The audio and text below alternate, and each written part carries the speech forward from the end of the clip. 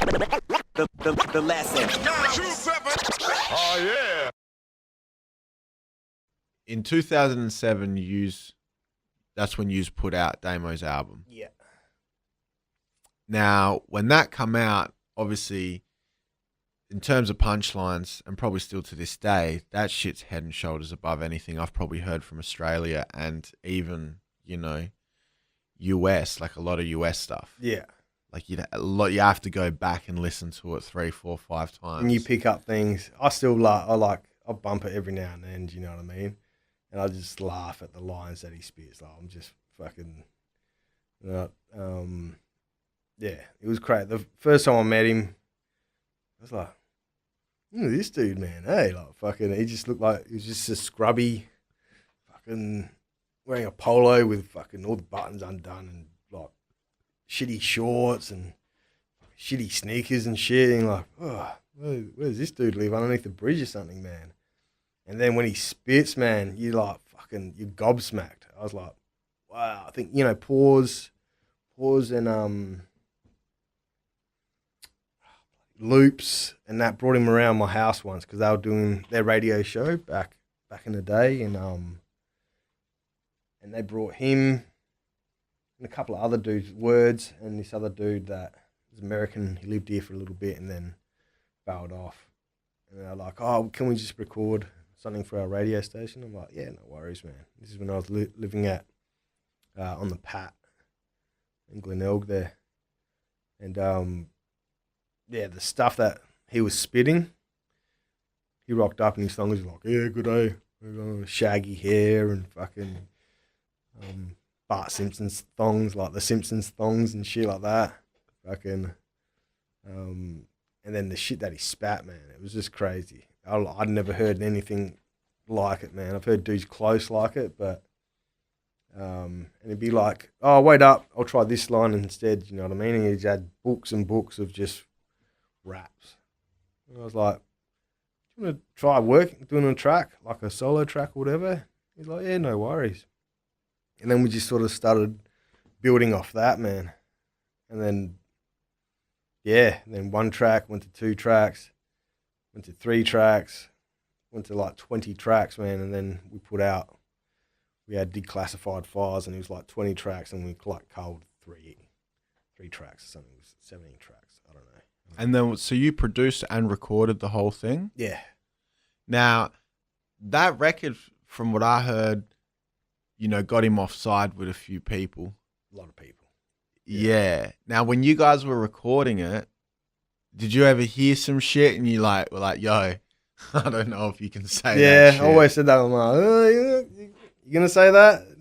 You're like, yeah. I'm like, all right.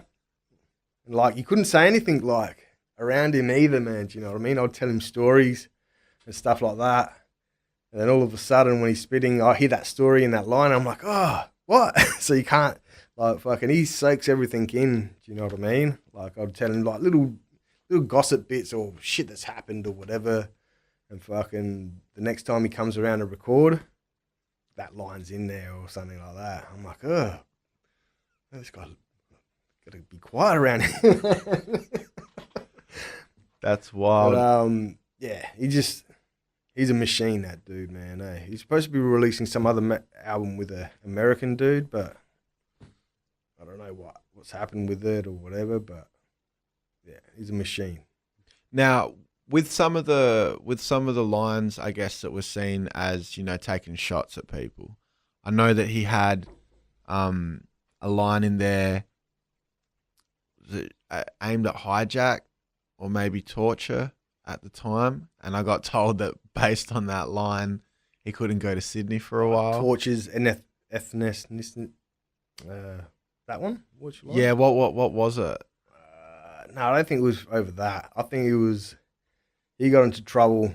He'd done this other, like a mixtape thing, and he'd said something about Sirek on that line.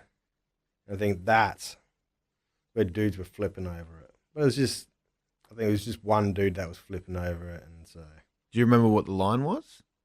Nah, something about his age or something like that. But now he had another line in there that was taking shots at Hunter.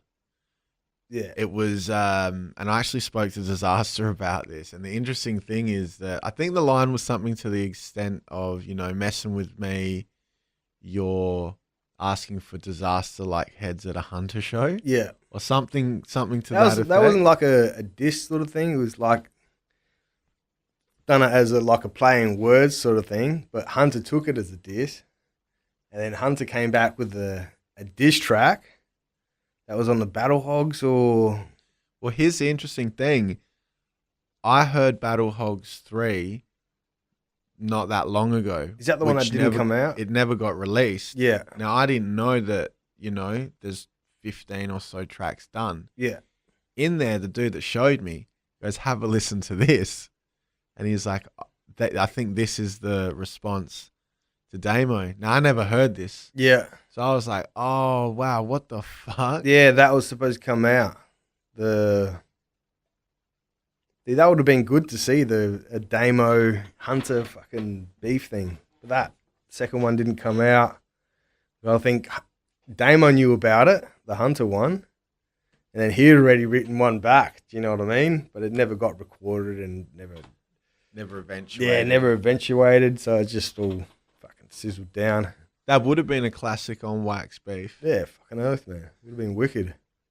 What other lines did he have in there, or who else did he upset in there? Fucking everyone, man. And even dudes that like picking stuff that wasn't, maybe that was aimed at me. Do you know what I mean? Like dudes it was good. It was a good shake up of the scene, and like it would have been good to see dudes come back. Do you know what I mean? Like, no beef would have eventuated on it, but beef on Wax was cool as shit, man. Do you know what I mean? Like, even back in the day, like, Hieroglyphics versus Hobo Junction, you know what I mean? All that kind of stuff, fucking, all those beefs that happened. It was wicked listening to it, man, eh? The lesson. Oh, yeah.